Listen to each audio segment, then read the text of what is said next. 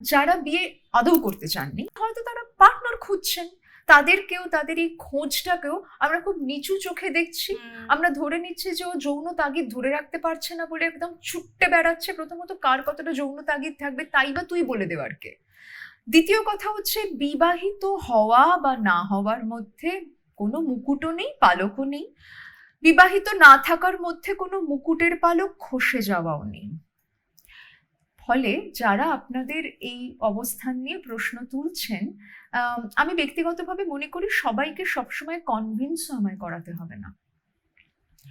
আমার নিজের মতন থাকা এবং ভালো থাকার পথ চলাটাই আমার উত্তর হয়ে দাঁড়াতে পারে। ফলে আমরা যারা অলরেডি অবস্থান নিয়েছি, তারা এই একলা চলিত তো এটায় থাকবো। এবং যদি আমাদের কেউ সমাজ মাধ্যমে বা অন্যত্র বিয়ে না করা নিয়ে চটুলি আর কি রসিকতার টিটকিরির অংশ করতে চায়, কিছু ক্ষেত্রে আমরা তাদের সাথে এনগেজ না করতে পারি।